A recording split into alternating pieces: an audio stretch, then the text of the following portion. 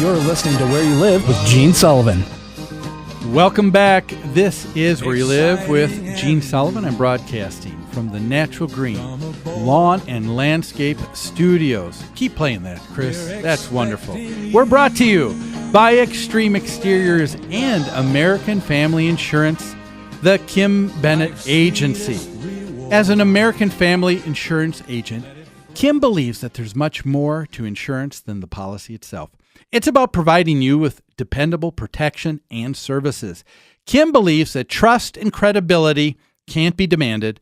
It can only be earned by what you say and what you do. Give her a call at 651-482-1598 and tell her Gene sent you.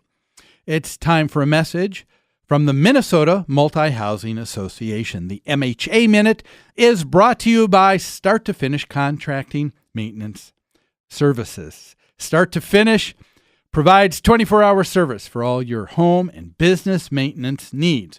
Call Start to Finish at 952-259-1219 for your home, for your business, for your peace of mind. Some of the benefits of successful property management.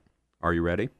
On-time payment of rent, improved resident quality, stabilized income, reduced turnover, controlled expenses, improved financial performance, less property wear and tear, allowance for property improvements, enhanced property value, being proactive, not reactive, better relationships with neighbors, fewer police calls, creating a community, being a great neighbor.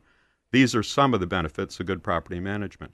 And whether you run a townhome association or you are renting out your condo, duplex, or 100-plus unit building, membership with the Minnesota Multi-Housing Association gives you the tools you need to run your business effectively while minimizing the headaches. Don't be a good landlord, be a great one. Visit www.mmha.com.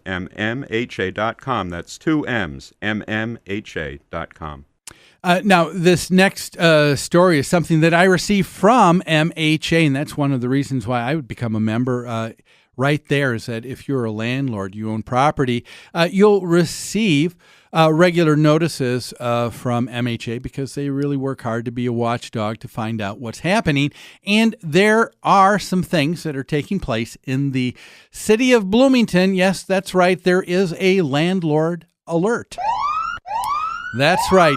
There's some things that if you live in the city of Bloomington and own and operate rental property, you may want to contact your city council to talk about some of these changes in city ordinances. What are they?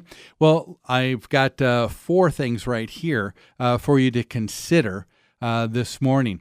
The first, and this is in Section 14.582 in the City of Bloomington Rental Licensing Ordinance. They would like to change what is required for background checks. They would like to say, state that tenant criminal history inquiries must be made available for inspection upon request by the police or the housing inspector in the city of Bloomington. Now, stop and think about that. If you're a landlord, as I am, a lot of us know and understand it's important to do a background check on the people that are going to be renting from you. I mean, you're going to be handing them the keys to what is a item of value of hundreds of thousands of dollars. I guess I would want to know that they're going to be responsible with it. And you know what?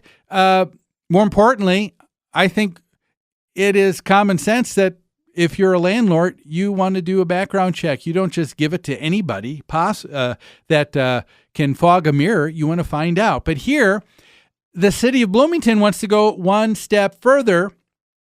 They're saying that these criminal history inquiries, these background checks, should be able to be made available to the police or anybody in housing, any housing inspector, upon request. And I want to ask the question here, is that reasonable? You know, in our society, we have some things that are in place already. We have what is called some significant laws concerning search and seizure. For example, the police, don't they need to have a search warrant before they're allowed to enter someone's private property to get something, to look for something? Shouldn't they? And the reasoning is, you know what? The police, we don't live in a country where they have a police state where they have the ability to grab what they want when they want to. However, we've got people that are in our country, and I think there are two mindsets here. There are some people that are of the mindset, you know what? If you're of the mindset that government is good, government is always benevolent, government is always going to act somehow like a monarchy in providing the best for us. And if you believe that's true, then you don't mind something like this giving more information, more and more to city government, state government, federal government. Others are saying, well, wait a minute. There are certain rights that we have as individuals, and some of those are privacy issues. Shouldn't there be reasonable cause before you just can latch onto anything you wish to have? Shouldn't the police be able to show a reasonable cause for being able to have something? Now, I mean, if we're talking about the police that are trying to pursue and catch someone who is breaking the law, they should be able to get that information. They should be able to, of course, then get the cooperation. But should government be able to get whatever they want? And then how do you reconcile that, for example, with other government laws? How about the federal government? You know, they came up with an interesting law. It was called the Fair Credit Reporting Act of 1970. Now, that regulates how the collection and dissemination of consumer information is going to take place. There is a responsibility that landlords have. They can't just give information out to anybody. And one of the things that the fine folks at MHA were bringing up in this email newsletter that they sent when they were talking about this issue, they said, wouldn't it be a better idea that instead of just when the city requests and says, we want those documents, wouldn't it be better to say, how about here's a receipt indicating that the screening service was conducted and that the background check was made?